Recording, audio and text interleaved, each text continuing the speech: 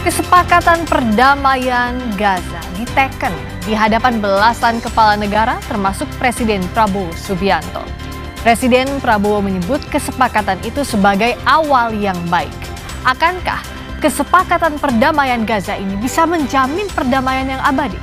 Kami hadirkan sorotannya bersama sorotan lainnya, yakni soal pemerintah yang buka program magang nasional. Bahkan masa pendaftarannya diperpanjang hingga akhir Oktober ini. Lalu apakah program ini ampuh untuk mengatasi jumlah pengangguran di Indonesia yang semakin hari laporannya semakin meningkat? Dua isu ini akan kami bahas di Sapa Indonesia malam hari ini bersama saya Radi Saputro. Dan saya Friska Clarissa. Inilah Sapa Indonesia malam selengkapnya.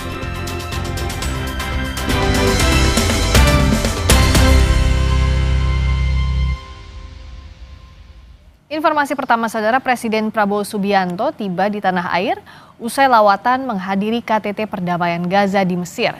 Prabowo menegaskan kehadirannya di Mesir merupakan wujud dukungan Indonesia terhadap pentingnya gencatan senjata di Gaza.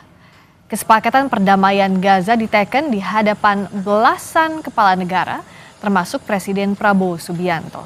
Presiden menyatakan Indonesia selalu mendukung kemerdekaan Palestina. Indonesia juga akan berperan aktif untuk terus mengirim bantuan bagi warga Palestina. Prabowo berharap kesepakatan damai Gaza bisa menjadi awalan baik bagi perdamaian di kawasan Timur Tengah.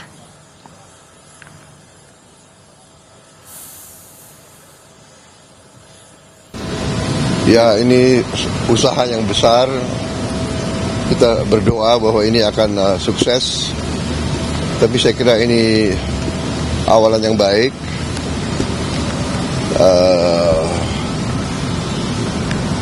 Intinya itu ya, jadi kita datang untuk menyatakan dukungan dan memberi support. Yang penting gencatan senjata sudah berjalan, kemudian segera pasukan Israel akan ditarik. Tentunya sesuai tahapan-tahapan. Saudara, Presiden Prabowo mengaku diajak diskusi oleh mediator perdamaian Gaza. Mereka menanyakan soal kesiapan Indonesia mengirimkan pasukan penjaga perdamaian. Lalu Prabowo tegaskan Indonesia siap. Palestina mereka bertanya gimana kesiapan Indonesia. Kami katakan kami siap. Kalau diminta pasukan penjaga perdamaian, pasukan peacekeeping, Indonesia siap. Kita beranjak ke informasi lainnya, Saudara. Polisi masih mendalami kasus perundungan yang berujung pada perkelahian antar siswa SMP di Grobogan, Jawa Tengah. Diduga akibat perkelahian tersebut, salah satu siswa meninggal dunia. Polres Grobogan masih mendalami kasus perundungan yang mengakibatkan meninggalnya pelajar Angga Bagus Prawira. Polisi telah memeriksa 10 saksi baik dari teman korban maupun pihak sekolah. Sementara dari hasil otopsi ditemukan luka benda tumpul di leher korban. Saat ini kami sudah memeriksa 10 orang saksi yang terdiri dari 6 orang siswa, kemudian 4 orang guru. Kemudian saat ini kami masih mendalami penyelidikan. Kemudian hari ini kita adakan gelar perkara untuk menentukan bahwa yang bersangkutan apakah bisa dinaikkan untuk menjadi tersangka atau tidak. Kami ada diduga berhadapan dengan hukum ada 2 orang. Ini masih kami dalami semua, masih dalam tahap pemeriksaan. Pihak sekolah mengaku telah mengawasi aktivitas siswa selama belajar mengajar. Namun kepala sekolah bilang sekolah punya keterbatasan dalam pengawasan siswa, utamanya saat jam istirahat. Pihak sekolah telah menyerahkan sepenuhnya kasus ini ke polisi. Kami sebenarnya sudah mengawasi, karena itu kejadiannya kan di jam istirahat. Sehingga kan nggak mungkin kami harus memantau di masing-masing lokasi. Walaupun kami ada CCTV, ada CCTV-nya, tapi yang di lantai atas sana nggak ada, mereka di lapangan. Dan CCTV-nya sudah diamankan pihak.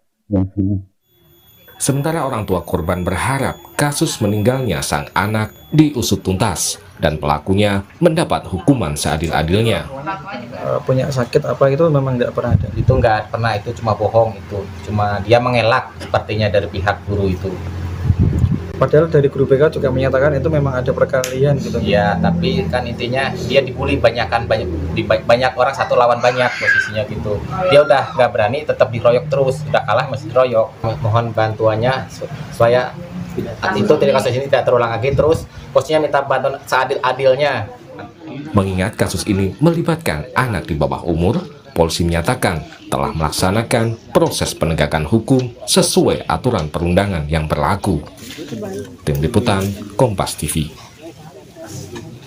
Kita ulas kasus pelajar diduga tewas akibat dikeroyok teman kelasnya di Grobogan, Jawa Tengah bersama Komisioner KPAI Aris Adi Leksono. Selamat petang, Mas Aris. Selamat petang, Mbak. Mas Aris, kalau dari yang KPAI pantau di kasus Grobogan, sebenarnya bagaimana kronologinya? Ya, tentu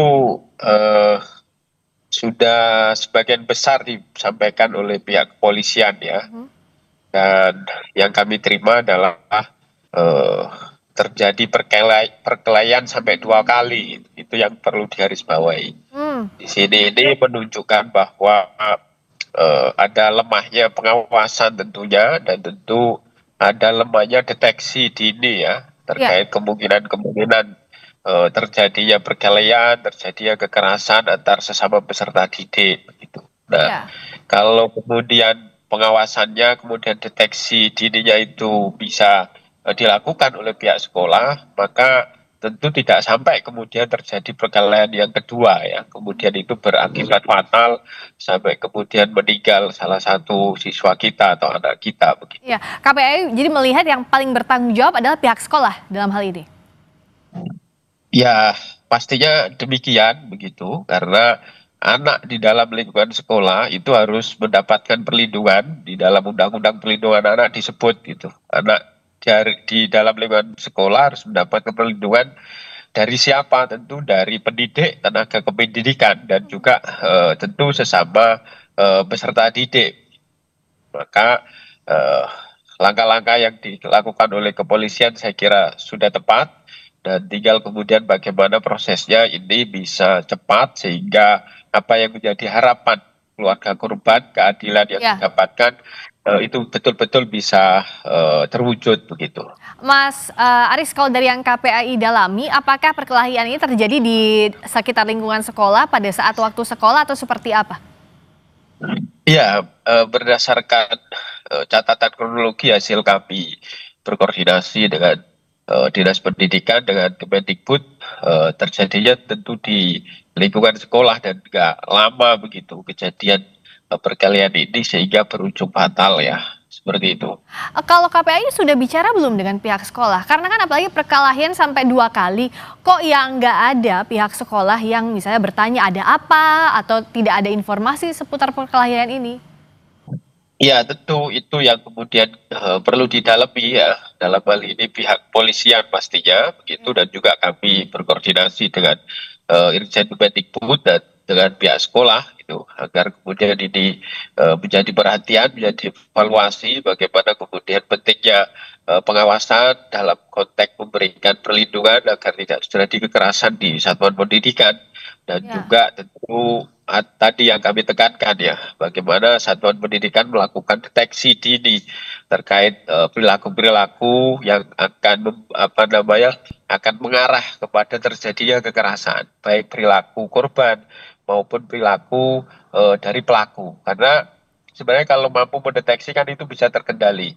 Anak-anak pelaku itu cenderung agresif, anak-anak pelaku itu cenderung merasa lebih begitu. Superior begitu ya? Ya, superior, dan dia akan cenderung mencari-cari perhatian, kemudian juga mencari korban yang kemudian dia memiliki karakter yang kurang percaya diri, minder, inblander, dan seterusnya. Nah, kalau dua situasi ini bisa dideteksi, bisa diperhatikan diperhatikan begitu dilakukan pengawasan, maka tentu ini bisa terkendali gitu. Sehingga hal-hal yang fatal ini bisa seminimal mungkin tidak terjadi di satuan pendidikan kita gitu. Mas, tapi di sisi lain juga kan pelaku ini masih di bawah umur. Bagaimana KPAI mendampingi baik itu pelaku maupun korban? Di dalam perundang-undang kami sudah diatur, Undang-Undang Perlindungan Anak, dan juga di dalam Undang-Undang SPPA, Sistem Peradilan Pidana Anak. Itu tahapan-tahapan terkait penanganan APH ini ada di dalam SPPA. Pendekatan restoratif justice, setiap tahapan dalam konteks penegakan keadilannya, menerapkan diversi dan seterusnya.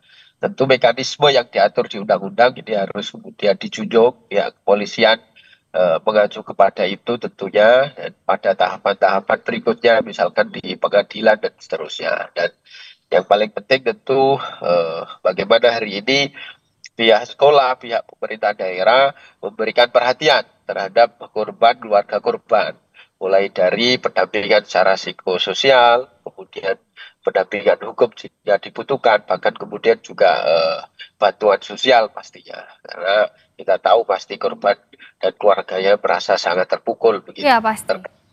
ABH yang di bawah umur, ya sekali lagi ada mekanisme SPPA yang kemudian bisa ditegakkan, ya, yang bisa diterapkan dalam konteks memberikan keadilan kepada korban. Mas, dan juga yang harus dilakukan adalah kan pengawasan ini apa yang bisa didesak dari pihak sekolah. Karena kan kejadiannya sudah ada. Apakah memang proses hukum juga harus dikenakan terhadap sekolah tersebut? Saya kira belum bisa menyimpulkan sampai sejauh itu. Beri kesempatan kepada kepolisian untuk melakukan penyelidikan kan gitu. Dan tadi kepolisian juga sudah menyampaikan sementara ini sementara ini ada 2 terduga gitu atau APH begitu, tentu akan diproses lebih lanjut, kemudian pihak-pihak mana yang kemudian terlibat dan seterusnya. Saya kira ini kita harus hormati proses ini. Kita hormati prosesnya, kita desak juga pengungkapan secara transparan agar ada keadilan bagi korban dan tidak ada kejadian yang berulang lagi. Terima kasih Mas Aris Adi Leksono, Komisioner KPAI. Baik. Saudara, informasi selanjutnya, seorang pria terlibat keributan dengan warga setempat di atap rumah yang berada di kawasan Ancol Selatan, Sunter Agung, Tanjung Priok, Jakarta Utara. Belakangan diketahui pria ini awalnya ingin menagih utang. Pergulatan terjadi antara seorang pria dan warga sekitar Jalan Ancol Selatan pada Minggu kemarin. Pria ini awalnya datang untuk mencari seseorang yang berutang kepadanya, namun orang yang dicari tidak berada di tempat. Ia justru bertemu dengan mantan rekan kerja yang pernah berselisih dengannya hingga diteriaki maling dan berlari karena panik, serta berakhir di atap rumah warga. Polisi dari Mapolsek Tanjung Priok masih menyelidiki kasus ini.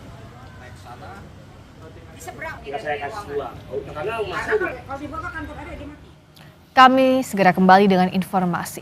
Kesepakatan perdamaian Gaza, pasukan Israel segera ditarik. Sandra-sandra sudah dilepaskan. Perdamaian di Timur Tengah, apakah segera terwujud? Ulasannya kami hadirkan usai jeda.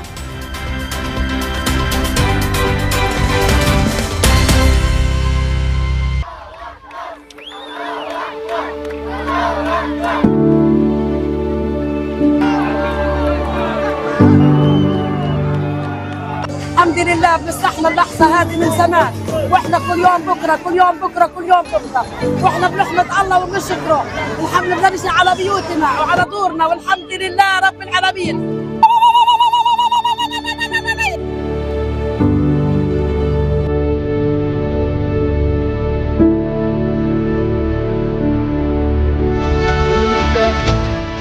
is prepared to deploy 20,000 or even more of our sons and daughters to help secure peace in Gaza or elsewhere.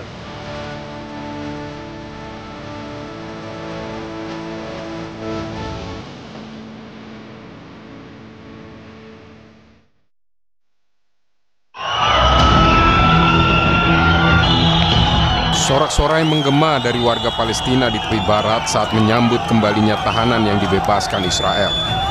Tiba dengan menggunakan bus, mereka disambut tangis haru dan sorak-sorai keluarga yang melebur bersama warga. Hamas dan Israel bertukar sandera sebagai bagian dari kesepakatan gencatan senjata. Mereka bercerita soal pengalaman buruk yang mereka alami, namun mereka lega telah bebas. ما اقدرش اوصفه يعني لا يوصف انا في نص شعبي وفي نص اهلي انا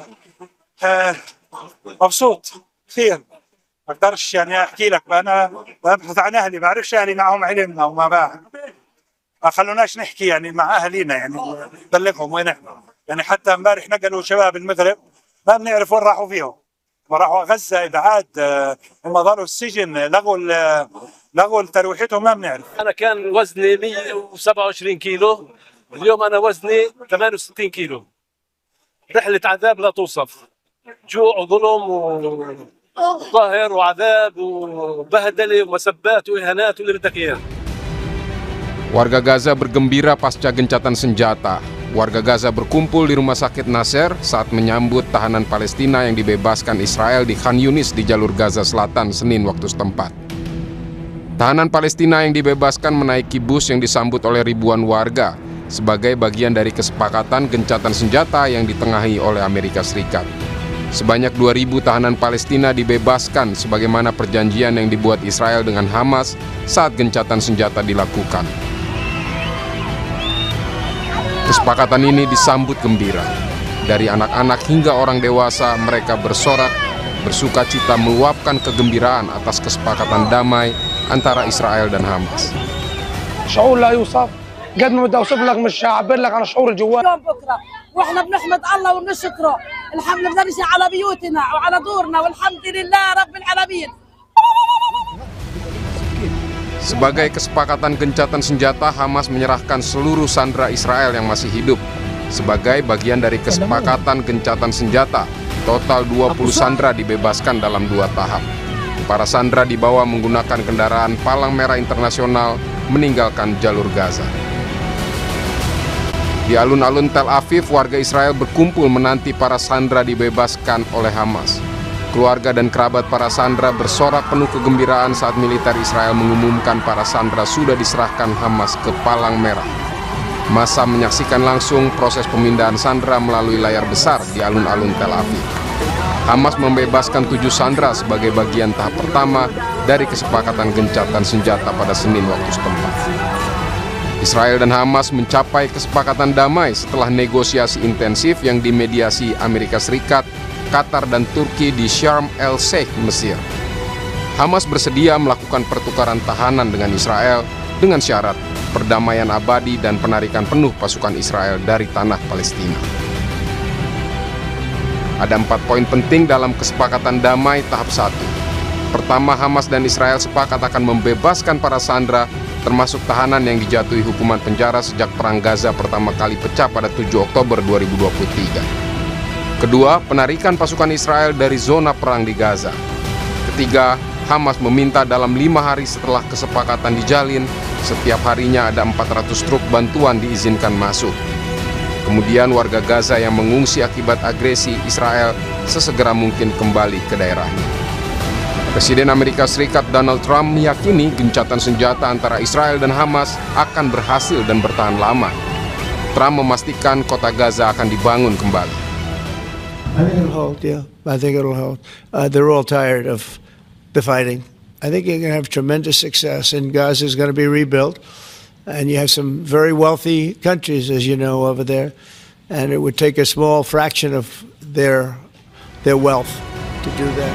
Presiden Prabowo Subianto ikut menandatangani perjanjian perdamaian dan penghentian perang di Gaza, Palestina. Langkah itu diambil dalam konferensi tingkat tinggi di Mesir.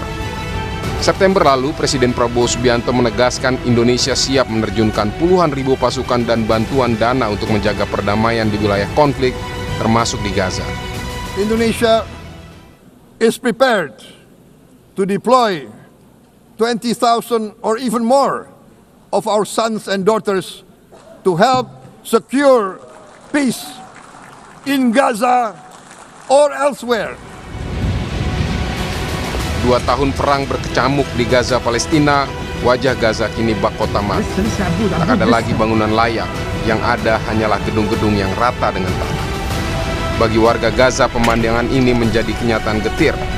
Perang memang berakhir, tapi rumah mereka sudah tak sama lagi. يعني لا تصلح للسكن، يعني المنطقة هذه اللي هي منطقة الكتيبة والسطر الغربي لا تصلح للسكن الآدمي. يعني لو احنا هينا قاعدين بنرتب في امورنا على اساس انه نرجع بس نقعد ونستقر فيها ونسيب منطقة المواصي، لكن للاسف الشديد لا متوفر مية ولا متوفر مكان بس ننصب لو خيمة. Perang Israel Hamas yang dimulai 7 Oktober 2023 telah menelan 67.000 korban jiwa warga Palestina. 18.000 diantaranya adalah anak-anak. Siapapun berharap perang itu tak akan terulang lagi.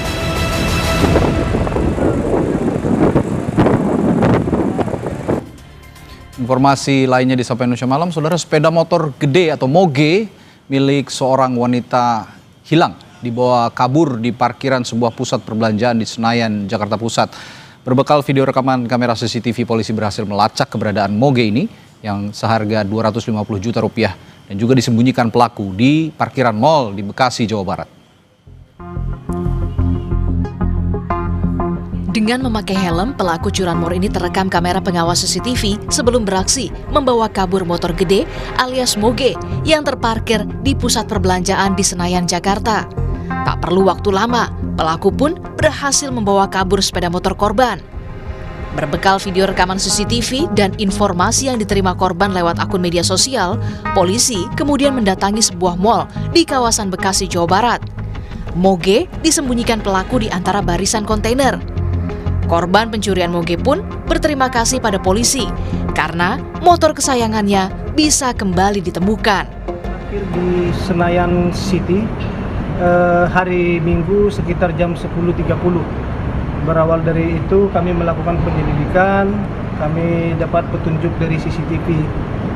Kemudian pelaku telah melakukan hubungan komunikasi dengan pihak korban melalui IG yang memberitahukan bahwa sepeda motor tersebut sudah dibawa kabur ke daerah Bekasi. Sehingga kita lakukan pendalaman bersama korban, kami menyusuri salah satu mal Transmart yang ada di Bekasi Timur. Kemudian kami mendapatkan informasi dari masyarakat bahwa sepeda motor ini diparkir di lahan parkir yang disembunyikan di antara kontainer. Saya berterima kasih untuk para anggota APSER dan Bapak untuk Polsek Tanah Abang untuk bantuannya, untuk supportnya, sudah membantu saya untuk bisa mendapatkan motornya kembali. Kini, polisi masih memburu pelaku yang telah dikantongi identitasnya. Iksan Apriansyah, Kompas TV, Jakarta. Seorang ibu hamil yang hendak melahirkan terpaksa ditandu sejauh 7 km untuk mendapatkan penanganan medis di Maros, Sulawesi Selatan. Kondisi ini kerap dialami warga akibat buruknya infrastruktur jalan yang tak kunjung diperbaiki. Pasien yang mau melahirkan Seorang ibu hamil terpaksa dievakuasi menggunakan tandu yang terbuat dari kain dan bambu saat akan melahirkan di Puskesmas Tompo Bulu. Ia harus ditandu karena infrastruktur jalan di Dusun Cindako, Desa Bonto Somba, Kecamatan Tompo Bulu, Maros, Sulawesi Selatan, tak bisa dilalui kendaraan roda 4. Sebelumnya, perempuan bernama Nina ini dievakuasi dari rumahnya sejauh 7 km untuk bisa sampai ke lokasi yang dapat diakses kendaraan untuk selanjutnya dibawa ke puskesmas terdekat. Menurut Kepala Desa, kondisi ini telah lama dialami oleh warga di Dusun Cindako dan belum mendapat perhatian dari pemerintah. Kami berkomunikasi dengan bidan untuk sekarang menjemput ke lokasi, namun karena jarak dengan medannya yang cukup berat, makanya kami tiba kurang lebih jam 10 lewat dan kami langsung menjemput namun kami terkendala di jalan dengan jalan yang begitu ekstrim. Saya berharap kepada pemerintah kiranya dapat memperhatikan tempat kami di Desa Botutumba, khususnya di Cendako, untuk memperlancar baik itu kesehatan, bidang pendidikan, dan juga pertanian. Usai melahirkan, tetap tak mudah bagi Nina. Ia dan sang bayi harus berjalan kaki dengan jarak yang cukup jauh untuk kembali ke rumahnya. Warga berharap pemerintah memberikan perhatian untuk penanganan infrastruktur jalan di wilayah ini, agar pelayanan kesehatan, pendidikan, hingga perekonomian warga dapat berjalan dengan baik. Tim Liputan Kompas TV.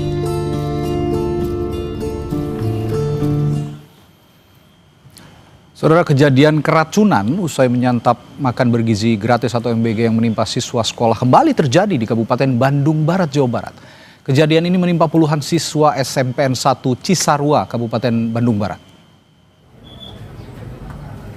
Petugas gabungan langsung memberikan penanganan awal puluhan kepada siswa, maksud kami memberikan penanganan kepada puluhan siswa SMP 1 Cisarua yang mengalami keracunan.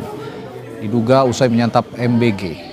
Berdasarkan data Dinas Kesehatan Kabupaten Bandung Barat hingga Selasa sore, total 57 siswa mengalami keracunan. 27 siswa dirujuk ke RSUD Cibabat, Puskesmas Cisarua, dan klinik terdekat.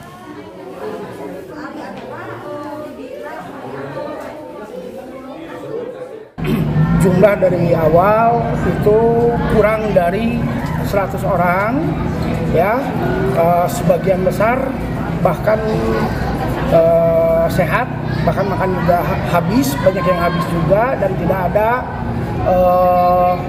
gejala apapun. Kemudian yang memiliki gejala itu sudah dari awal diberikan penetralisir air kelapa oleh dengan pihak dari MBG-nya juga, sehingga tidak terlalu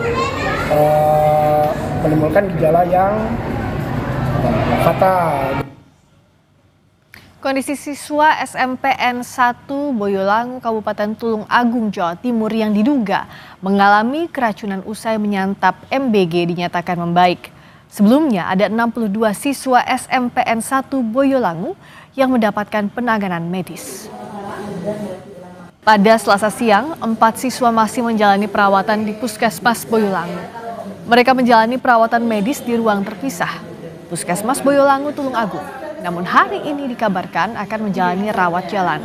Begitu pula dengan siswa yang dirujuk di rumah sakit, kondisinya juga membaik. Sebelumnya 62 siswa mengalami mual, muntah, dan pusing usai menyantap MBG. Sebagian di antaranya baru mengalami gejala-gejala itu setelah sampai di rumah dan kemudian segera dibawa ke fasilitas kesehatan.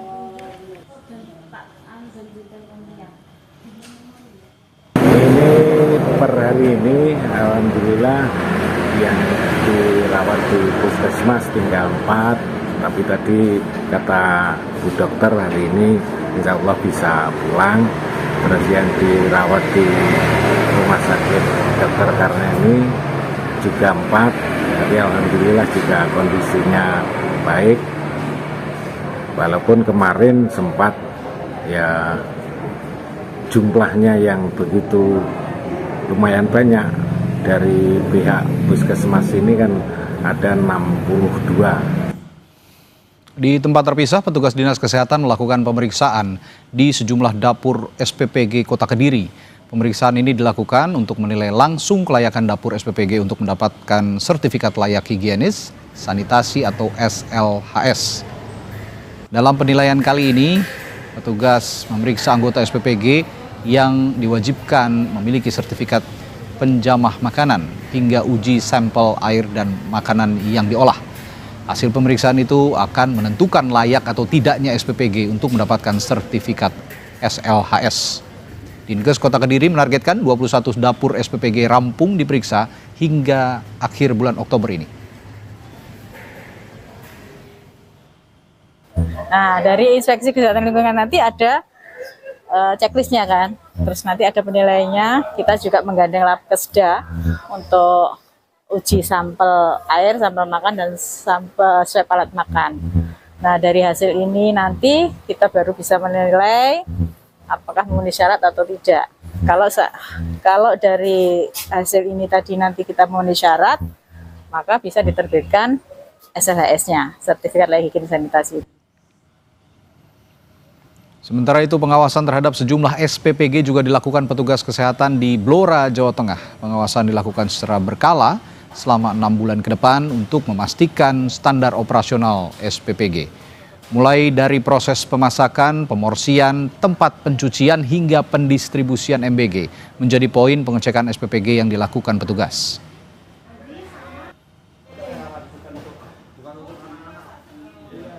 Sejauh ini yang sudah kita lihat sudah bagus ya, sudah sesuai aturan, maksudnya sesuai form yang kita nilai.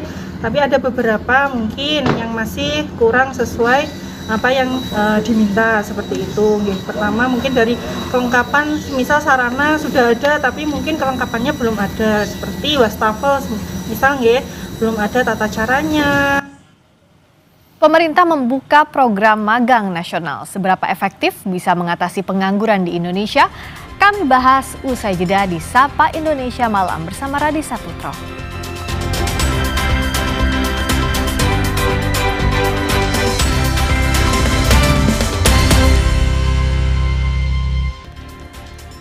Saudara, pendaftaran program magang nasional diperpanjang hingga Rabu 15 Oktober 2025. Banyak manfaat yang diperoleh pendaftar jika diterima. Konon mulai dari uang saku, perlindungan jaminan sosial ketenagakerjaan, bimbingan mentor, hingga sertifikat kelulusan magang. Lantas bagaimana cara mendaftarnya? Kami punya liputan dari jurnalis Kompas TV Renata Panggalo dan juru kamera Ian Faris berikut ini. Halo, di sini siapa yang sudah daftar program magang nasional? Kamu belum? Tenang aja. Kamu masih bisa melakukan pendaftaran karena pendaftarannya ini diperpanjang sampai tanggal 15 Oktober 2025. Kalau kamu WNI sudah lulus program diploma atau sarjana, paling lama 1 tahun saat kamu melakukan pendaftaran, kemudian perguruan tingginya juga sudah terdaftar di kementerian, artinya kamu bisa melakukan pendaftaran atau eligible untuk mengikuti program magang nasional ini. Caranya seperti apa? Cukup mudah, saudara. Sini, saya jelaskan. Sudah siap laptop dan HP-nya? Kalau saya sih lebih prefer pakai laptop ya. Nah, kalau sudah, bisa langsung buka laman maganghub.kemenaker.go.id. Nah, saudara, sekarang kita sudah masuk di laman maganghub.kemenaker.go.id. Kemudian kita langsung pencet masuk aja di sudut kanan atas.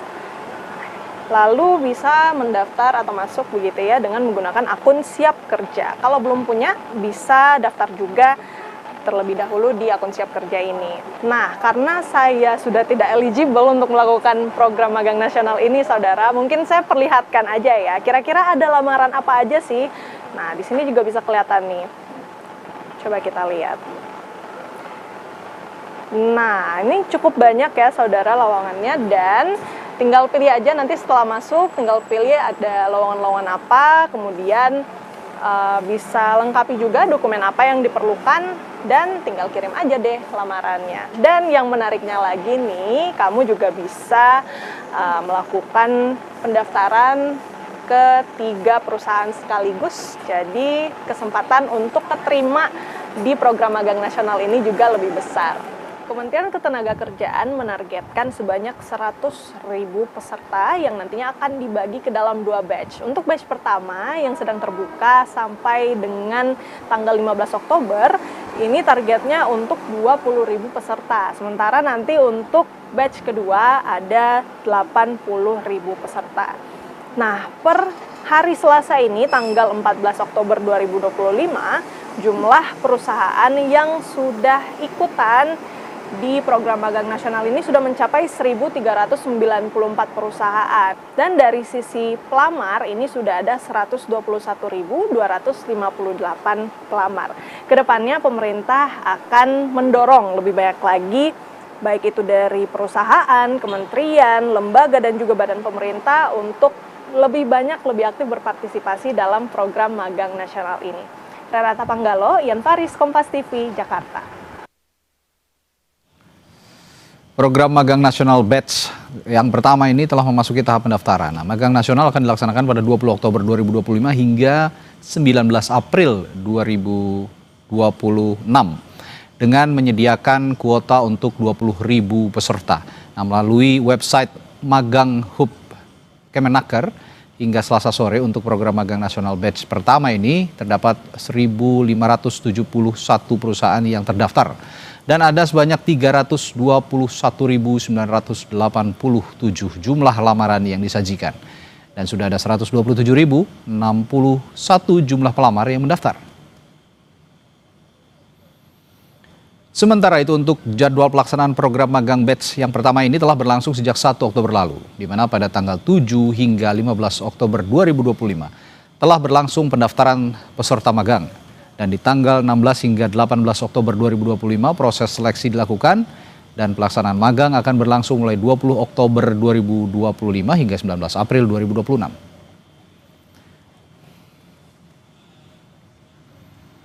Dan program ini diharapkan bisa memberikan kesempatan bagi calon pekerja khususnya mereka yang baru lulus. Lalu apakah program baru ini berjalan sesuai dengan target pemerintah dan juga bisa mengentaskan pengangguran di Indonesia yang jumlahnya konon setiap hari terus bertambah. Kita akan membahasnya bersama Ahmad Nur Hidayat sebagai pakar kebijakan publik Universitas Pembangunan Nasional yang sudah hadir di studio. Selamat malam. Hidayat. Dan juga baik, alhamdulillah, terima kasih. Dan di sambungan Zoom atau virtual ada juga Edi Urianto, anggota Komisi 9 DPR RI dari fraksi PDI Perjuangan. Selamat malam, Pak Edi. Selamat malam, Mas Radhi Saputro. Baik, saya ke Pak Edi dulu deh, karena Pak Edi kan pasti intens ya berkomunikasi dengan pemerintah ya, dalam hal ini Kementerian Ketenagakerjaan gitu. Nah, ini program magang nasional ini katanya dibilangnya solusi jitu menekan angka pengangguran khususnya di kalangan lulusan baru. Apa jaminannya dan kira-kira ini akan menjadi program jangka panjang atau jangan-jangan hanya sementara saja? Sementara tuntutan publik kan ini jangka panjang gitu Pak Edi. Komisi 9 dan Kemenaker sebetulnya sudah membahas di ruang sidang ya. Jadi memang kita ingin menyiapkan SDM kita itu memenuhi standar kompetensi yang berhubungan dengan dunia kerja. Maka di Kemenaker itu ada program pelatihan dan pendidikan, ada program sertifikasi, lalu ada program magang baik di dalam maupun di luar negeri. Tapi tampaknya Kemenaker dan Pak Presiden ingin mendorong program magang ini ditingkatkan jumlahnya, mengingat memang saat ini itu ada kegagalan perguruan tinggi di dalam menyiapkan lulusannya yang memiliki kompetensi sesuai dengan yang dibutuhkan oleh dunia kerja. Kita tahu bahwa misalnya di tahun 2023 ya, pengangguran yang dari lulusan mulai diploma S1, S2, S3 itu di tahun 2003 ada 11%. Lalu di 2024 naik menjadi 15%. Di 2024, 25 itu naik lagi menjadi sekitar 15%, 16%. Maka tingginya pengangguran dari lulusan perguruan tinggi ini tentu menjadi indikator perguruan tinggi kita ijazah dan sertifikat kompetensinya itu tidak sesuai dengan dunia kerja. Maka saya kira program magang ini menjadi salah satu solusi. Dan saya memberi apresiasi bahwa Kemenaker berani mengambil terobosan ini dan tampaknya pemerintah sudah support. Mudah-mudahan ini menjadi bagian dari menurunkan gap antara lulusan perguruan tinggi dengan dunia kerja. Oke, kalau gitu saya ke Pak Hidayat. Pak Hidayat, saya tadi menanyakan ke Pak Edi bagaimana jaminan dari pemerintah sepertinya komunikasi dengan Komisi 9. Tapi saya ingin bertanya juga dari perspektif Anda sebagai analis kebijakan publik gitu. Ini publik kan berharapnya sustain ya, mengentaskan pengangguran ini jangka panjang gitu, seperti yang saya singgung tadi. Tapi saya kok melihatnya seperti bumper saja karena hanya bersifat sementara. Anda melihatnya bagaimana? Ya, kalau kita lihat size-nya ya, memang yang ditawarkan di batch pertama ini 20.000 fresh graduate yang akan direkrut. Sementara kalau kita lihat total pengangguran existing nih, ada 7,8 juta orang. Artinya mereka ini kalau dibandingkan dengan 20.000, waduh itu kecil sekali angkanya ya. Dan kalau kita melihat size-nya sebetulnya ini sih tidak berdampak apapun dalam meningkatkan daya beli masyarakat. Sebetulnya yang dibutuhkan publik itu, Mas, adalah bagaimana masyarakat kita ini yang tidak bekerja bisa segera bekerja, yang kemarin kehilangan pekerjaan bisa segera direkrut. dan yang fresh graduate bisa mendapatkan lapangan pekerjaan. Tapi kan kondisi lapangan pekerjaan kita terutama dari sisi supply-nya kan terbatas. Supply terbatas kenapa? Karena pengusaha-pengusaha, para perusahaan-perusahaan melihat ekonomi sedang tidak baik saja, jadi mereka sekarang ini dalam posisi hold, wait and see. Syukur-syukur mereka nggak lay off. Nah sebetulnya saya kira cara yang dilakukan oleh pemerintah dalam hal ini Kemenaker dengan menawarkan program magang kepada fresh graduate ini sebetulnya niatnya baik. Tetapi kalau dari size-nya tadi pertanyaan Mas tadi sangat kecil sekali sehingga ini dampaknya ya lebih kepada kelihatan etalase saja. Tapi apakah itu akan menciptakan daya beli, meningkatkan daya beli, meningkatkan pertumbuhan ekonomi? Saya kira masih terlalu kecil ya untuk melihat pengaruhnya ke sana. Kalau bicara size juga, saya mau bertanya soal daya serap para perusahaan-perusahaan, termasuk katanya kan BUMN juga diminta untuk juga ikut serta ya merekrut mereka-mereka yang mencari pekerjaan ini yang masih menganggur. Jauh ini daya serapnya gimana? Kira-kira ada kesanggupan dari perusahaan ya kalau BUMN sepertinya masih milik pemerintah ya mau nggak mau gitu kan. Tapi kalau secara umum perusahaan ini daya serapnya gimana kira-kira? Kalau melihat secara umum kondisi lapangan pekerjaan kita memang pengusaha ini dia dihadapkan satu dilema ya. Pertama produk mereka juga tidak terlalu dibeli oleh masyarakat karena masyarakat sedang menahan pembeliannya. Tetapi kemudian mereka berbicara mengenai efisiensi sekarang ini. Mas. Nah yang jadi persoalan adalah program ini sebetulnya bisa membantu pengusaha juga. Kenapa? Karena mereka bisa merekrut tenaga kerja, setidaknya labor baru, tetapi gajinya, kompensasinya ditanggung oleh negara. Saya kira ini akan meringankan pengusaha juga. Daripada mereka meng-hire dengan biaya sangat mahal, mereka meng-hire dengan biaya murah. Tapi pertanyaannya adalah, saya nggak ngelihat jaminan, Mas. Kalau ketika ini selesai, katakanlah April nanti 2026 selesai, si pengusaha ini masih merekrut. Kenapa? Kan udah nggak dibayar lagi oleh negara. Apakah kemudian mereka akan melay off? Ini jadi persoalan nanti. Itu lagi-lagi jadi pertanyaan publik kembali pastinya jika nanti kalau kata Pak Hidayat tadi April 2026 berakhir, gimana selanjutnya? Apa yang akan dikomunikasikan antara DPR dengan pemerintah kalau ini sudah berakhir kira-kira Pak Edi? Ya memang kalau kita menyandarkan semua program ini kepada APBN tentu sangat berat ya. Tetapi bahwa apa yang dilakukan oleh pemerintah itu bagian dari strategi. Kalau soal size tadi benar yang disampaikan oleh Pak Hidayat tadi betul ya. Tapi memang ini pun juga nanti di lapangannya harus diantisipasi karena memang anggaran ini pertama ya dibayar oleh pemerintah sesuai dengan standar-standar UMP. Ada jaminan kecelakaan kerja, ada jaminan kematian. Ini kan tentu menyerap anggaran yang besar bagi pemerintah. Oleh karena itu memang tantangan ke depan ini betul-betul program ini harus tepat sasaran. Jangan sampai nanti hanya dimanfaatkan oleh para pekerja baru hanya mengejar uang sakunya, ya kan? Atau perusahaan nanti hanya akan mengambil dari sisi ini mumpung ini ada program pemerintah saya ambil, tapi dia tidak punya konsep bagaimana pemagangan yang baik, tidak melakukan pendampingan baik bagi para pekerja baru ini.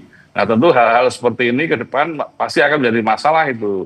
Oleh karena itu memang tentu kami akan terus mengawasi dengan Kemenaker, monitoring evaluasi terus kita lakukan, bagaimana efektivitas program ini, kemudian juga kalau melihat jumlah peserta sampai hari ini kan jumlahnya tinggi sekali kan, tentu harus ada seleksi peserta yang lebih betul-betul yang memang dia ingin memanfaatkan program ini, maka hal-hal seperti nanti menjadi akan pengawasan kami dengan Kemenaker terutama.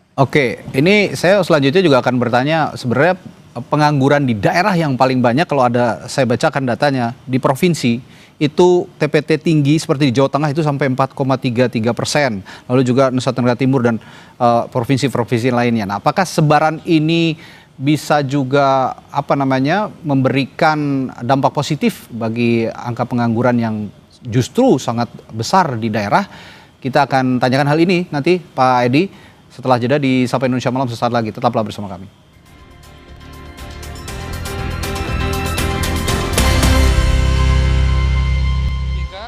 Untuk bisa membantu menyelesaikan, memberikan jalan keluar dengan kebijakan dari KKSK atau dari Kementerian Keuangan, sehingga nanti dari segi demand-nya bisa terselesaikan. Jadi saya rasa itu, saya sudah laporkan penyerapannya, saya janjikan penyerapan kami itu di Desember akhir itu, ya paling tidak 96% itu akan tercapai. Itu, terima kasih. Oh. Jadi sebetulnya saya kesini mau lihat dia bisa nyerap anggaran nggak. Saya sudah siap-siap memotong tadi. Tapi tadi memang ada beberapa bagian yang masih agak lambat penyerapannya. Tapi kita deteksi bareng tadi apa masalahnya, termasuk tadi beberapa pembatasan di slik. Dan kita pikirkan nanti caranya gimana untuk menghilangkan itu dalam waktu dekat. Dengan seperti itu maka demand-nya akan naik kencang. Jadi menurut beliau target 350.000 untuk tahun ini untuk FLPP bisa tercapai. Dan dia udah punya tuh setiap bulan gimana penyerapannya. Tapi tetap saya akan lihat akhir bulan seperti apa. Nanti kalau bagus ya kita nggak pindahin uangnya. Tapi kalau ada masalah ya kita pindahin ke tempat lain dulu. Tapi saya yakin dengan kerjasama seperti ini semua problem-problem dia antar pemerintahan, koordinasi dan lain-lain bisa diselesaikan dengan cepat. Ini kan semuanya kita yang bikin, aturannya kita yang bikin. Jadi kita bisa beresin dengan cepat itu. Dan saya sudah melihat cara mengatasi masalah tadi, kurangnya di mana ada demand yang terhalang dengan cepat. Dia idenya efektif, tapi saya suruh kerja. Enggak, saya yakin itu efektif karena kita diskusi cukup terbuka, cukup intensif, ngomong apa adanya, jeleknya apa, bagusnya apa. Jadi nggak ada pura-pura birokratif lah yang gini-gini, nggak ada. Kita ngomong apa adanya. Jadi ukuran rumah ada perubahan nggak? Dari 36 ke 45. Oh itu tadi yang untuk rumah menengah ke atas siapa ya? Apa yang di? Ya beliau tadi bagus sekali ya, memikirkan untuk manusiawi. Jadi terutama tanah-tanah yang dimiliki oleh negara dalam kekuasaan Dirjen Kekayaan Negara di bawah Departemen Keuangan, kita akan segera memanfaatkan. Itu yang satu kan di Lipo Karawaci kan? Iya Pak. Itu saya punya tanah situ berapa? 3,7 hektar, sangat ideal. Kita akan proses dengan cepat, tinggal dapat balik nama kita dari BPN. Saya udah suruh staf saya beresin dalam waktu 1 minggu 2 minggu, kalau enggak ya ada masalah, kalau enggak ada sanksi lah kira-kira gitu. Tapi itu kita bisa beresin cepat. Nanti begitu clear, dia akan buat programnya. Dia rumahnya katanya tadi 36, apartemen kan kecil kalau 36. Saya pikir buat aja lebih besar yang 5 manusiawi 45. Jadi orang tinggal di situ cukup comfortable. Beliau setuju. Jadi kita akan percepat program-program seperti itu. Jadi diskusi tadi amat membangun sekali. Yang jelas hambatan-hambatan yang dihadapi beliau akan kita bisa hilangkan dalam waktu tidak terlalu lama. Mudah-mudahan target 350.000 akhir tahun untuk FLPP tercapai. Dan tadi BSPS juga harusnya bisa tercapai. Saya sih nggak mau narik uangnya, tapi kalau dia nggak bisa nyerap, saya ambil duitnya juga. Iya, Pak. Tapi tadi yang rumah di Pokarawaci Pak ya. Jadi itu supaya win-win, itu mungkin ada MBR misalnya berbasis rendah, terus ada kelas menengah supaya subsidi silang Pak. Jadi supaya fasilitasnya nanti bisa diintervensi, jadi antara yang menengah sama yang bawah. Nanti jadi pembiayaannya, tadi Pak Heru sampaikan nanti adalah hybrid. Jadi hybrid itu ada FLPP-nya, nanti di atas itu kita masukin dengan komersial Pak. Jadi supaya ya yang ada tetap intervensi negara, tapi juga tetap ada ke atas itu karena dia nanti akan bukan yang paling bawah Pak. Ya kombinasi antara MBR dan mungkin yang kelas tanggung, kira-kira begitu. Ya saya setuju. Yang ukuran 45 untuk MBR subsidi atau nanti kita bicarakan sama beliau, nanti beliau sampaikan. Ya Pak Menteri Keuangan. Dia akan desain seperti apa, saya ikuti nanti. Ya. Saya biasanya kalau agak besar kan mestinya harganya juga agak tinggi kan. Ya. Jadi bukan yang MBR aja, agak tengah sedikit, di atas MBR sedikit mungkin. Di atas MBR sedikit, menengah gitu ya? Agak menengah ya. Menengah tanggung. Menengah tanggung ya. Istilahnya tanggung. Ada segmen yang kosong tuh, menengah tanggung tuh nggak ada. Tidak terlayani dengan baik. Pak, terkait kurva perumahan ini gimana Pak demand-nya Pak untuk menggenjot demand? Ya, Pak? Terkait KPP, kredit sistemnya. Kurva perumahan beliau yang ya kami sudah laporkan 130 triliun itu adalah dukungan luar biasa Menteri Keuangan dan Antara dan Menko Perekonomian pertama kali sepanjang sejarah. Ya kontraktor, developer, toko bangunan yang UMKM pinjam duit di bank diintervensi ya dari Menteri Keuangan bunganya disubsidi 5%. Saya undang beliau ini untuk hadir untuk juga saya ucapkan terima kasih karena ini goal bisa dukungan Pak Menteri Keuangan. Ya, di mana kan kenceng ekonomi kan udah mulai balik nih. Saya pikir sebulan 2 bulan ke depan akan banyak lah orang yang punya uang lebih dibanding sebelumnya. Harusnya demandnya akan tumbuh juga. Jadi semua orang kan pengen punya rumah. Untuk yang belum punya rumah yang banyak jumlahnya itu 9,6 juta lebih itu, harusnya ini kesempatan yang bagus. Tapi NPL KUR biasa aja 5% Pak, hampir 5%. Ini ada jaminan nggak NPL untuk KUR UMKM menengah rendah? Saya nggak ngejamin NPL kan, tergantung banknya. Tapi tetap aja nanti kan dilihat kemampuannya seperti apa. Saya yakin mereka cukup prudent perbankan tuh ketika memberikan pinjaman perumahan. Pasti dilihat kan latar belakang seperti apa. Hanya saja lebih murah dibanding biasanya, ada dukungan FLPP dan lain-lain. Harusnya sih menarik untuk orang yang income-nya cukup. Satu lagi Pak, OJK gimana pemutihan yang di bawah 1 juta? Itu kan menghambat juga untuk mendapatkan KUR. Kita akan meeting dengan OJK nanti. Jadi saya minta tadi hari Senin kita akan sampaikan ke Bapak, Pak Heru dari Tapera melis betul nggak ada 100.000 lebih orang yang seperti itu. Dia bilang 100.000 lebih, artinya kalau diputihkan di bawah 1 juta dan katanya pengembangnya mau bayar, itu bagus. Saya ngomongin OJK seperti apa nanti. Ini Pak Heru betul Senin ya? dia akan rapat dengan saya. Ada 100.000 ya? Minggu depan Kamis mungkin saya akan ke OJK atau di rapat di KSSK dengan OJK.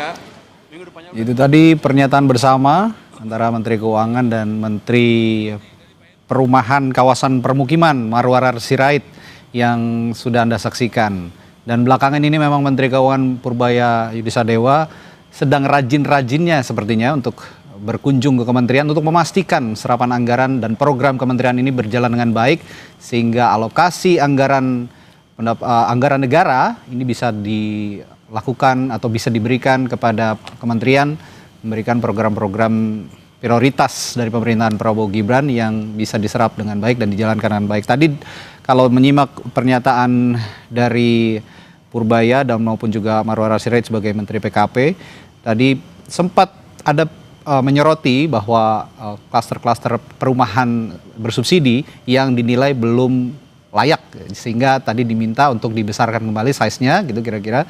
Dan juga Menteri Marwarar Sirait mengklaim bahwa standar yang lebih manusiawi juga akan disediakan sepertinya untuk rumah bersubsidi yang disediakan oleh Kementerian PKP. Baik, kita akan kembali lanjutkan perbincangan kita malam hari ini masih soal program magang nasional yang dicanangkan oleh pemerintah. Tadi saya bertanya kepada salah satu narasumber saya dari Komisi 9 DPR RI, Pak Edi Wuryanto. Pak Edi, kalau di daerah tadi angka penganggurannya sepertinya paling banyak gitu ya dibandingkan di kawasan perkotaan begitu, di desa-desa.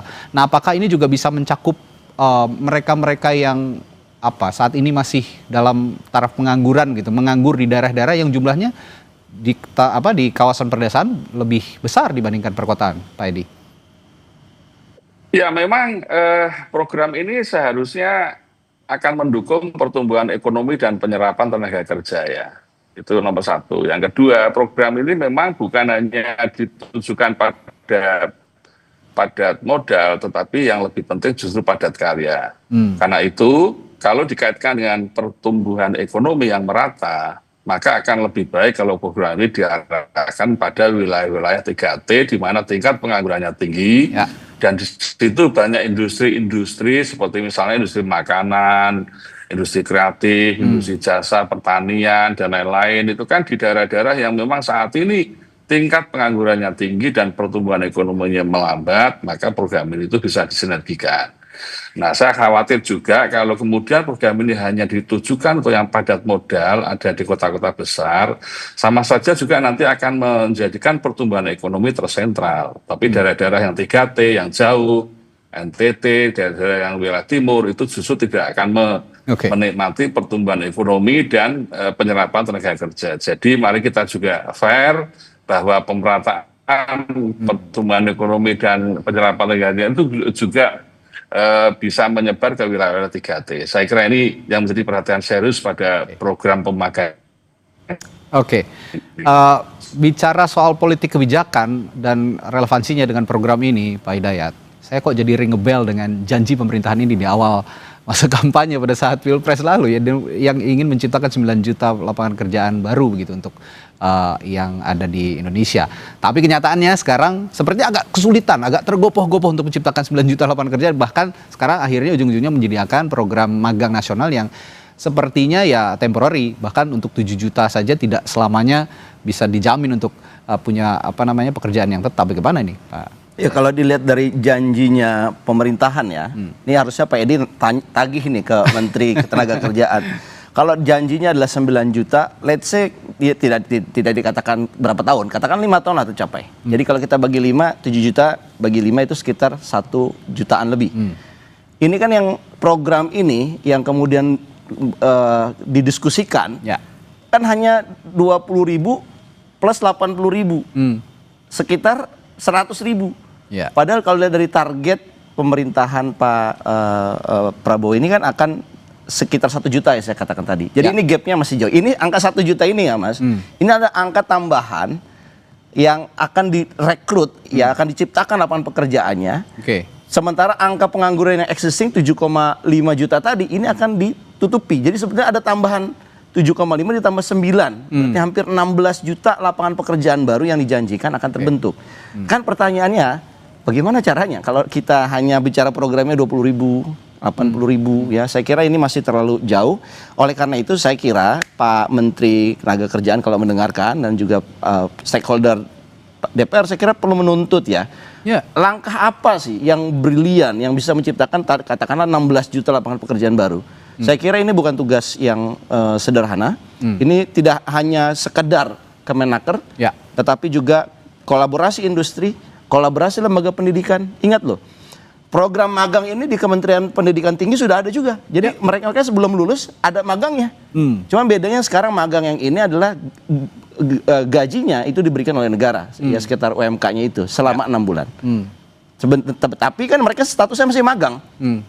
Jadi kasihan mahasiswa kita ini 2 kali magang mereka, magang sebelum lulus sampai sudah lulus pun masih magang statusnya. Saya kira ini mungkin perlu dipikirkan ya untuk menjadi karyawan tetap gitu. Apa yang perlu didorong kalau gitu Pak Edi kalau melihat ya lagi-lagi ini kita berupaya untuk agar program pengentasan pengangguran ini bisa sustain bahkan sampai jangka panjang kalau bisa begitu Pak Edi. Ya memang saya sepakat ini nggak bisa diselesaikan oleh Kemenaker dengan program ini. Bahwa ini kan akar masalahnya kan ada di perguruan tinggi dan pendidikan kan. Jadi kalau sekolah menengah, kejuruan, perguruan tinggi, dia memproses mendidik anak-anak lalu lulus punya ijazah tapi tidak memiliki skill kompetensi yang berhubungan dengan dunia kerja, pasti nanti di hilirnya Kemenaker akan mengalami kesulitan. Berapapun program pendidikan pelatihan sertifikasi magang yang kita lakukan, tapi raw inputnya jauh dari harapan atau tidak nyambung dengan dunia industri, pasti pengangguran akan tinggi. Pak Edi, saya ini dosen juga Pak Edi. Jadi kalau Pak Edi mengatakan salahnya perguruan tinggi, saya kira tidak tepat juga. Perguruan tinggi selalu memberikan skill apa yang dibutuhkan oleh industri. Cuma persoalannya Pak Edi, industrinya belum punya kemampuan untuk merekrut. Saya kira ini yang itu tadi yang saya bilang serapan ya. Dasar masalah. Jadi tenaga kerjanya ada tapi industrinya tidak punya kemampuan untuk fiskal menyerap karena merekrut tenaga kerja juga harus punya kemampuan fiskal yang mumpuni begitu perusahaan-perusahaan ini. Gimana itu Pak Edi? Untuk mendorong Kementerian Tenaga Kerja juga bisa ikut mendorong juga para pelaku usaha ini merekrut fresh graduate yang juga akan bekerja di perusahaan-perusahaan itu. Ya Komisi 9 dan Kemenaker kan ada di tengah kan, ada di antara perguruan tinggi dan ada di dunia usaha. Saya kira saya sepakat bahwa dunia usaha pun juga ada masalah di situ. Tapi bahwa dunia perguruan tinggi lulusannya juga harus ditingkatkan kompetensinya.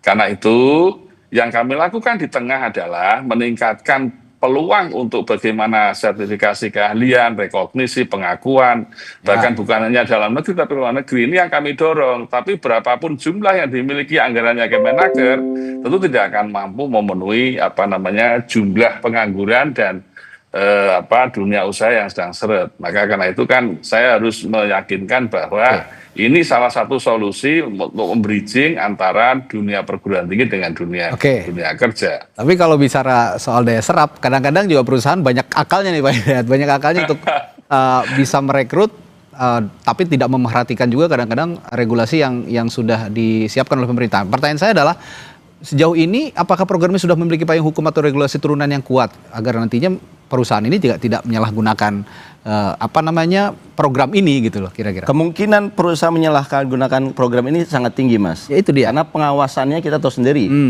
Perusahaannya di mana, Kemenakernya di mana, jumlahnya berapa. Penyalahannya misalkan dieksploitasi. Jadi mahasiswa atau lulusan baru yang baru magang ini dieksploitasi dia. Kinerjanya dibuat sedemikian melelahkan, melampaui kemampuan mereka. yang kemudian mereka akhirnya harus mengadu ke siapa? Nah, kan kalau ini ada pengawasan yang baik, saya kira bisa mengadu, ada kanal-kanal tertentu. Tapi saya kira ini perlu kita diskusikan. Yang kedua adalah bisa jadi ya, kalau pencatatnya tidak baik, ya si perusahaan ini menggunakan dana gajinya ini bukan untuk membayari si pegawai yang magang ini, bisa jadi digunakan untuk operasional yang lain. Itu dia. Lagi-lagi kalau dia tidak diawasi. Nah, makanya ketika program ini melibatkan, katanya sudah daftar tuh hampir berapa? 10.000 perusahaan ya. Berapa orang tenaga yang digunakan untuk mengawasinya? Kalau tidak mencukupi, saya kira program ini ya pasti akhirnya melahirkan kegagalan. Dan kita nggak mau kan, itu uang negara. Bayangkan 3,3 juta UMK rata-rata begitu nasional, dikalikan 100.000, dikalikan 6 bulan. Itu kan rupiah yang lumayan begitu. Nah, bicara soal lembaga pengawasan, DPR juga mau ikut mengawasi, Pak Edi? Oh ya pasti. Jadi saya masih melihat bahwa ada ambigu status hukum. Jangan sampai nanti hak magang, tapi oleh perusahaan dia hak kerja. Betul. Karena itu ya ini nanti akan ada eksploitasi bagi perusahaan. Wah, mereka ini dapat lulusan baru magang tapi diberlakukan sebagai pekerja. Karena itu Kemenaker perlu merevisi Permenaker nomor 36 tahun 2016, masukkan kategori program nasional dan mekanisme pengawasan digital yang berbasis siap kerja itu betul-betul harus transparan. Nah, kita menjaga yang magang ini dia belajar bekerja, dia harus memperoleh pendampingan, dia harus memperoleh rekognisi dan pengakuan untuk kemudian nanti setelah selesai program magang, dia akan lebih percaya diri, kompetensial untuk masuk dunia kerja sesungguhnya. Nah, ini masih ada celah hukum, karena itu nanti saya akan mendorong Permenaker 36 2016 harus direvisi. Itu sebagai jawaban tadi Pak Hidayat tadi. Oke, satu hal yang positif yang diutarakan oleh Pak Edi. Dan ini sebenarnya niatnya positif ya, cuman ya itu tadi, jangan sampai program magang ini tidak jadi pintu masuk praktik kerja kontrak terselubung kira-kira gitu Pak Hidayat. Ini yang juga bahaya, karena banyak juga tuntutan kaum buruh, kaum pekerja gitu ya. Jangan sampai ada kerja-kerja kontrak terselubung di tengah program magang nasional yang sedang digalakan oleh pemerintah ini. Baik, terima kasih Pak Hidayat dan juga Pak Edi sudah berbagi perspektifnya di program Sapa Indonesia Malam. Kita jumpa lain waktu. Sampai jumpa lagi. Sehat selalu. Sehat selalu. Terima kasih. Saudara, setelah jeda kami akan hadirkan informasi lainnya di program Sapa Indonesia Malam.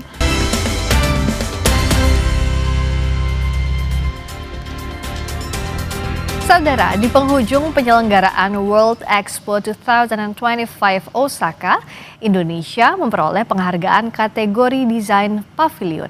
Indonesia meraih perak kategori Exhibition Design untuk Self-Built Pavilion dengan luas lahan berukuran lebih dari 1.500 meter persegi dari Bureau International des Expositions.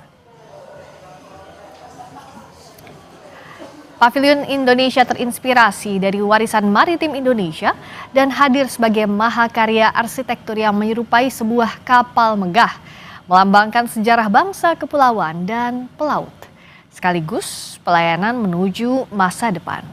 Di dalam area menghadirkan pengalaman yang memadukan tradisi dan teknologi, memberikan wawasan mendalam mengenai aspirasi Indonesia. Penghargaan kategori Desain Expo ini diterima Deputi Bidang Ekonomi dan Transformasi Digital Kementerian PPN Bappenas, Vivi Yulaswati, selaku Konsul Jenderal Pavilion Indonesia di World Expo 2025 Osaka. Alhamdulillah kita mendapatkan Silver Award dalam kategori Exhibition Design. Yang pertama yang dapat goldnya adalah Cina dan yang ketiga adalah Kanada. Jadi tentunya membanggakan karena kita dibandingkan dengan berbagai pavilion yang dibangun sendiri, self-built pavilion yang di atas 1.500 meter persegi. Jadi masih banyak yang jauh lebih besar dari kita. Alhamdulillah kita dapat penghargaan tersebut.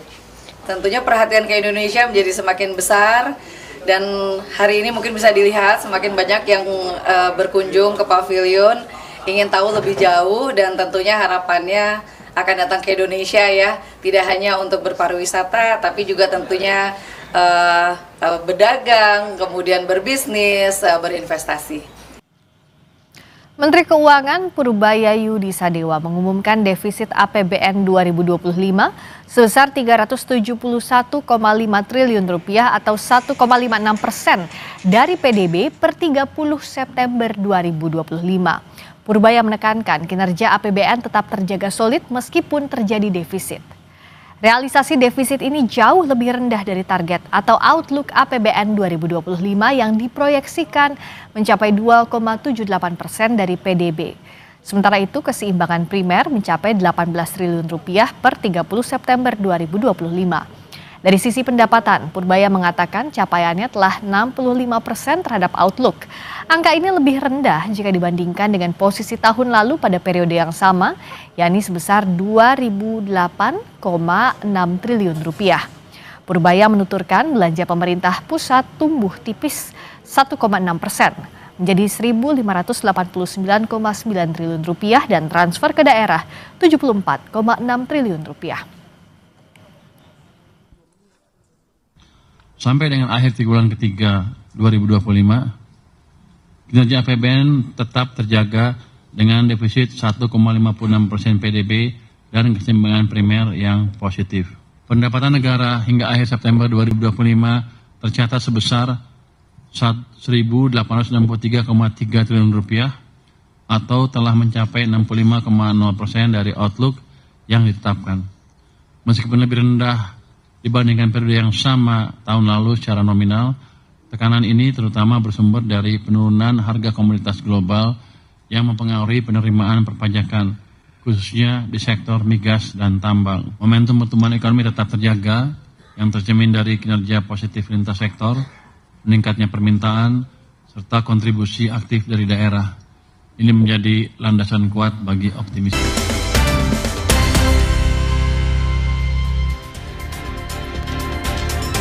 Masih di Sapa Indonesia Malam bersama saya Friska Clarissa. Presiden Prabowo Subianto ikut menyaksikan penandatanganan perjanjian perdamaian dan penghentian perang di Gaza, Palestina. Langkah itu diambil dalam konferensi tingkat tinggi di Mesir. Tak hanya Indonesia, pertemuan itu juga dihadiri lebih dari 20 pemimpin negara, termasuk Presiden Amerika Serikat Donald Trump. KTT ini bertujuan mengakhiri perang di jalur Gaza, memperkuat upaya perdamaian dan stabilitas di Timur Tengah, serta membuka fase baru keamanan regional. Kehadiran Presiden Prabowo dalam KTT Perdamaian Sharm el-Sheikh menegaskan komitmen kuat Indonesia dalam menciptakan perdamaian atas konflik dan memperjuangkan kemanusiaan di tingkat global.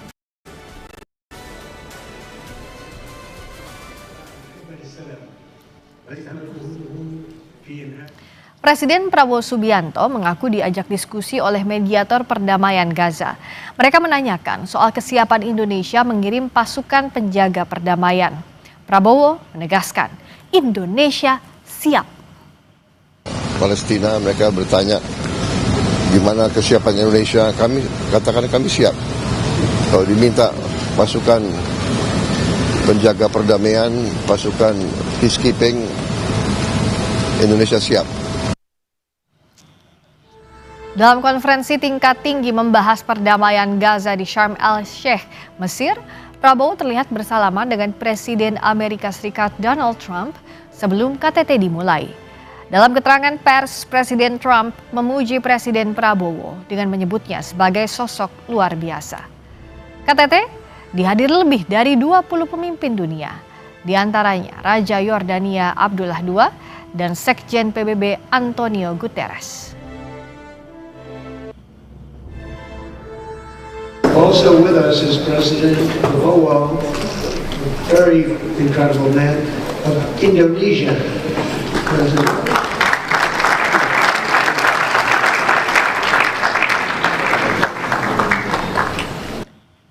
Sejumlah tahanan Palestina yang dibebaskan Israel tiba dengan selamat di Ramallah dan sejumlah lokasi lain di tepi barat.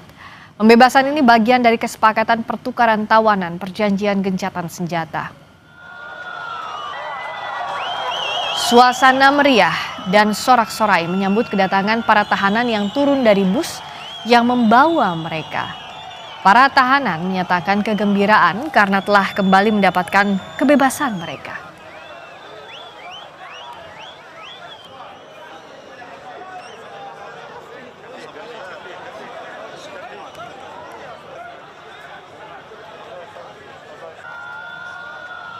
يعني ما اقدرش اوصفه، يعني لا يوصف. انا في نص شعبي وفي نص اهلي، انا مبسوط كثير.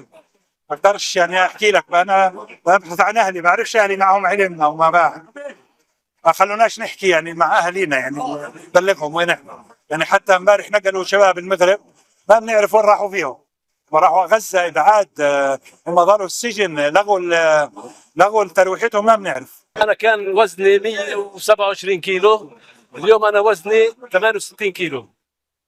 رحله عذاب لا توصف، جوع وظلم وقهر وعذاب وبهدله ومسبات واهانات واللي بدك اياه.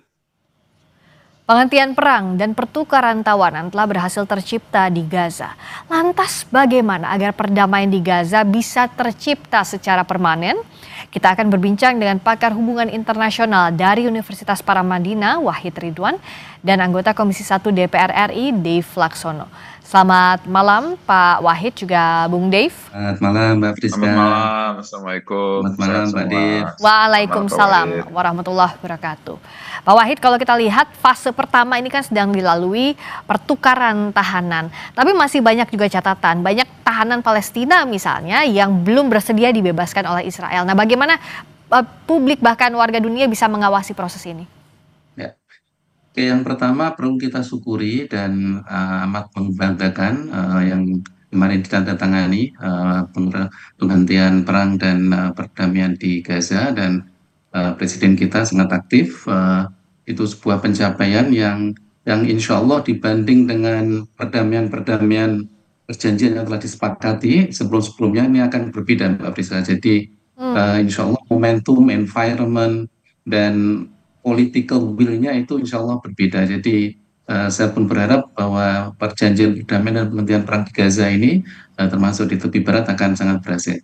Nah, memang poin-poin yang ada di dalam perjanjian itu banyak sekali ya. Dari Presiden Trump juga ada 20 yang kesemuanya juga diterima oleh Hamas, tetapi masih ada beberapa catatan-catatan yang diplomasi itu kan tidak serta-merta dan dalam waktu yang singkat gitu ya. Betul. Jadi akan terus ada upaya-upaya, yang penting bagaimana kemudian dunia internasional ini bedanya dengan beberapa perjanjian perdamaian yang sebelumnya, itu sekarang turun semuanya ya. Tadi pagi saya baru ke KRI Rajiman Widyodiningrat Mbak di Priok gitu ya, dan kita berbicara dengan komandannya, kebetulan alumni Paramadina juga, dan beliau sudah dapat banyak koordinasi dan perintah. Insya Allah Indonesia siap itu mengirim, dan nanti Pak Dev mungkin bisa mengupdate ya dari sisi legislatifnya. Jadi insya Allah kalau persiapan itu bisa dimantapkan dan bisa di-arrange ya, and timely, itu insya Allah Januari tahun depan gitu. Dengan KRI Rajiman, kita paham semua tahun yang lalu KRI ini berhasil membawa 200 ton lebih bantuan kemanusiaan ya. Cuma tidak bisa masuk Gaza pada waktu itu Pak. Jadi di drop di Mesir. Jadi itu sesuatu yang membanggakan untuk politik internasional, dan membanggakan juga bagi kita sebagai negara dengan muslim terbesar yang aktifnya Pak Presiden Prabowo ini memberikan image yang sangat positif ya terhadap diplomasi internasional. Ini yang patut kita syukuri, langkah maju sekali setelah kita lihat 2 tahun penderitaan warga di Gaza, tidak ada kejelasan, tapi ini jadi awal yang baik semoga. Bung Dev, kalau Presiden Prabowo juga sudah berkali-kali menegaskan bahwa kita siap, Indonesia siap untuk deploy pasukan perdamaian di sana. Nah, bagaimana koordinasi antara pemerintah dan DPR sejauh ini, terutama Komisi 1? Ya, aturan undang-undang kan memang TNI memiliki fungsi-fungsi tersebut ya. Karena ada operasi militer perang dan operasi militer selain perang. Nah, dengan kita mengirim pasukan ke sana itu ya bisa melaksanakan dua-duanya. Bila mana harus ada melakukan combat, dipersenjatai untuk melakukan pembelaan diri ataupun juga penanganan agar perdamaian itu tetap terlaksana. Dan juga kita juga memiliki pengalaman selama puluhan tahun ya di berbagai belahan negara. Kita sudah berhasil mengirim kontingen Garuda berkali-kali dan melaksanakan fungsinya dengan baik. Nah, jadi bila mana tugas itu diberikan kepada TNI, sebagaimana Presiden telah sampaikan, kami yakin personel TNI secara khususnya ataupun juga pemerintah Indonesia akan sangat mampu untuk melaksanakan tugas tersebut. Apalagi kita rutin menyuarakan persoalan tentang Gaza dan juga Palestina secara umum di berbagai macam forum, baik di dalam negeri ataupun di luar negeri. Jadi ini sudah merupakan suatu kewajiban lah untuk kita mengambil partisipasi yang nyata dalam menjaga perdamaian agar perjanjian ini benar-benar bisa terlaksana dengan baik. Ya, dan untuk bicara pengiriman pasukan perdamaian, tadi Pak Wahid juga kan bilang ya Pak Wahid, kalau KRI Rajiman bisa direncanakan akan berangkat ke sana kalau tidak ada halang rintang. Nah, sebenarnya untuk pasukan perdamaian, ini bagaimana stepnya sebagai bukti bahwa Indonesia ada di sana? Kan sejauh ini kita memang terbatas mengirim bantuan. Nah, tapi untuk pengiriman pasukan perdamaian, biasa step-step apa saja yang harus dipenuhi? Iya. Ini memang tadi kita diskusi juga dengan Pak Komandan, masih belum jelas Mbak, karena harus ada mandat ya. Jadi operasi-operasi yang sifatnya internasional itu tentu harus ada mandat. Lebih bagus memang kalau mandatnya itu mandat dari PBB. Nah ini kan yang masih belum jelas apakah PBB akan memberikan mandat itu, dan kemudian nanti semua operasional itu ya, baik masalah finansial, masalah sebagaimana inilah Mbak, apa namanya itu deployment gitu ya terhadap pasukan yang kan tentu tidak sedikit ya, beliau kalau tidak salah sampai 3.000-an kemungkinan ya. Soal persoalannya KRI Rajiman itu kalau hanya personil insya Allah muat, tetapi kalau misalkan dengan membawa bantuan, nah itu yang akan menjadi sedikit persoalan. Nah mandat itu yang masih belum jelas, tetapi saya kira dan saya amat sangat yakin progres ya perdamaian itu terus berjalan, dan komunikasi saya yakin ya antar kepala-kepala negara yang terlibat ya dengan komitmen perdamaian di Gaza itu akan terbangun, sehingga langkah-langkah yang sangat positif dalam konteks keterlibatan global itu yang bisa dapat menjamin Mbak, dibanding kalau hanya bilateral ya atau trilateral antara yang menjadi fasilitator dengan Palestina dan Israel itu masih sangat rentan. Tapi kalau udah global begini, saya kira keberhasilan itu akan lebih bisa menjamin. Nah, kerangka politik dan diplomasi inilah yang kita akan terus lihat gitu Mbak. Ke depan itu misalkan ada PKF, Peacekeeping Force atau Peacekeeping Operation, PKO. Nah, itu kira-kira nanti bagaimana, apakah mandat diberikan oleh PBB, ya, apakah mandat itu dari yang sudah ditandatangani kemarin itu Mbak, ya, meskipun akan akan ada komitmen ya. Nah, kalau hanya mereka yang ada di dalam signatures itu ya, ada Turki, ada Mesir, ada Saudi, ada Amerika. Nah, tapi kalau PBB kan akan lebih mengglobal ya, dan lebih kuat mandat itu. Kontingen di bawah PBB ya, seperti yang selama ini juga kita lakukan ya. Nah, kalau Bung Dev juga either peacekeeping forces or peacekeeping operation, ini apakah jadi langkah yang memang tepat harus dilakukan dalam waktu dekat, Bung Dev? Karena kan ya sekali lagi, kalau kita mengirim bantuan, diplomasi itu sudah berkali-kali, tapi kehadiran Indonesia di sana itu jadi hal yang ditunggu. Bung Dev. Ya sama seperti yang Pak Wahid sampaikan ya. Ini kita mengirim pasukan ataupun mengirim bantuan itu harus ada jelas. Kalau mengirim bantuan ya gampang, bisa melalui Red Cross ataupun banyak jalur lah yang sudah dilakukan ya. Banyak jalur lah. Tapi kalau kita bicara deployment of troops ya, pengiriman pasukan, apalagi pasukan bersenjata dengan peralatannya segala macam, ya kan harus ada landasan hukumnya pastinya ya. Keberadaan kita di sana itu berdasarkan apa?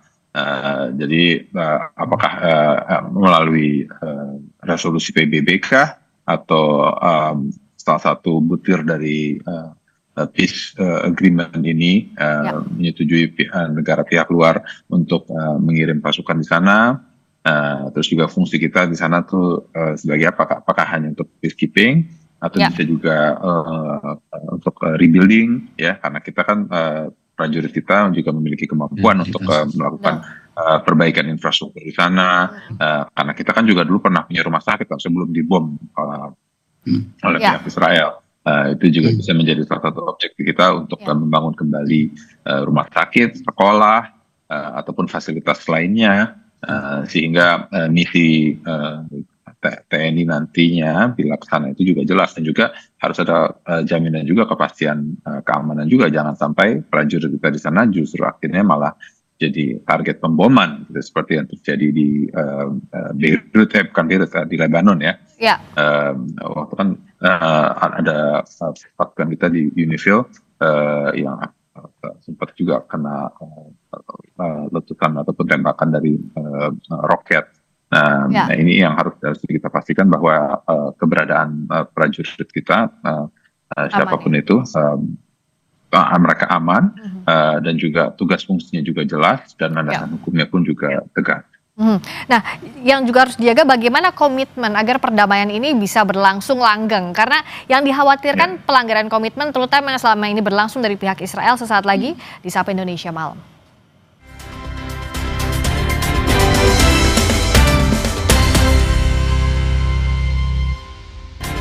Kita masih membahas bagaimana agar perdamaian di Gaza bisa tercipta permanen bersama dengan pakar hubungan internasional Universitas Paramadina, Wahid Ridwan, dan anggota Komisi 1 DPR RI, Dave Laksono. Pak Wahid, yang kalau dengan ada perdamaian ini memang sedikit lebih lega, tapi banyak juga yang masih khawatir. Karena kan sejak awal terjadinya serangan di Gaza, itu hukum humanitar internasional dilanggar berkali-kali. Bahkan UN tidak bisa berbuat apa-apa. Nah, menjaga komitmen ini agar tidak ada yang melanggar, terutama dari pihak Israel, apa sih yang bisa dijaminkan, yang bisa ditekan? Dalam hubungan internasional itu ada sebuah teori yang sangat populer itu Mbak ya, namanya itu Confidence Building Measure, CBM. Jadi CBM ini betul-betul political, apa ya istilahnya itu, bagaimana yang jauh gitu menjadi mendekat, tetapi dengan banyak cara dan banyak pendekatan gitu. Jadi kedua belah pihak itu harus membangun saling kepercayaan. Jadi misalkan yang Hamas diminta untuk surrender senjata, ya dia akan menjawab ya, karena sudah dijawab ya, senjata itu akan diserahkan kalau memang Palestina merdeka. Ya, dan bagian Hamas, maksudnya anggota-anggota itu ya akan menjadi bagian dari official military force ya di negara tersebut gitu. Jadi memang perlu ada pembangunan politik yang terus-menerus sampai juga pada kemerdekaan Palestina, itu yang merasa juga sampaikan Mbak Friska. Jadi untuk menjaga the same level gitu ya, untuk dua negara yang merdeka ini, jadi Palestina harus merdeka, kemudian pembangunan politik ya dengan menggunakan confidence building measures ini terus dilakukan ya, dengan banyak-banyak pertemuan ya, dengan pembangunan yang terus menerus gitu ya, komunikasi yang terus menerus, itu insya Allah akan tercapai kedekatan gitu antara yang bertiga, dan termasuk juga tentu yang menjadi mediator ya dalam konteks ini memang Donald Trump jauh lebih upfront ya dibanding dengan yang lain-lain, dan niatan itu saya kira tulus ya beliau. Ya, dan ini yang harus terus dijaga ya untuk upaya diplomasinya. Kalau dari DPR, apa yang bisa dilakukan Indonesia, upaya diplomasi apa yang harus terus didorong agar tidak hanya berhenti di sini, tidak hanya di ceasefire, tidak hanya berhenti di gencatan senjata, tapi ya memang betul-betul ke kemerdekaan Palestina? Ya tentu pasti kita jangan berhenti, jangan mengurangi volume ataupun juga menghindari tema-tema ketika kita bicara tentang pembentukan two-state solution. Pak Presiden sudah menyampaikan, menegaskan di sidang umum PBB bahwa kita ingin Palestina terbentuk, dan juga kita juga ingin Israel itu tetap dalam kondisi aman. Jadi beliau itu sangat mendukung two-state solution, dan itu yang harus terus kita dorong. Dan juga harus kita pastikan bahwa semua negara, kan hampir seluruh negara di dunia kecuali beberapa negara seperti ya kita semua ketahui lah, itu menolak akan two-state solution tersebut. Jadi kita terus mendorong memastikan bahwa Palestina bisa terbentuk menjadi sebuah negara daulat, bangsa Palestinanya itu dapat terus hidup dengan tenang, dengan damai, dengan sejahtera, dan juga Indonesia terus memberikan sumbangsinya untuk berperan memastikan bahwa kesepakatan ini benar-benar terbentuk. Ya, kita tunggu. Ya, dan Indonesia juga harus aktif perannya untuk mendorong kemerdekaan Palestina berjalan dengan baik dari fase-fase perdamaian yang sedang kita jalani. Terima kasih Pak Wahid Ridwan. Terima kasih juga Bung Dave Laksono sudah hadir di Sapa Indonesia Malam. Salam Mbak Dave. Waalaikumsalam warahmatullahi wabarakatuh. Berikutnya saudara, kami kembali dengan sorotan lainnya masih di Sapa Indonesia Malam. Antara lain sepeda motor gede milik seorang perempuan hilang ditemukan di Bekasi.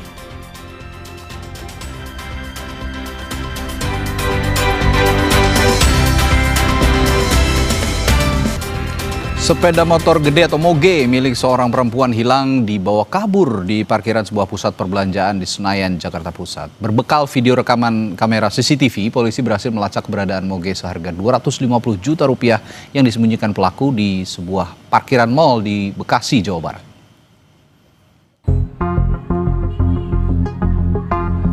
Dengan memakai helm, pelaku curanmor ini terekam kamera pengawas CCTV sebelum beraksi membawa kabur motor gede alias moge yang terparkir di pusat perbelanjaan di Senayan, Jakarta. Tak perlu waktu lama, pelaku pun berhasil membawa kabur sepeda motor korban.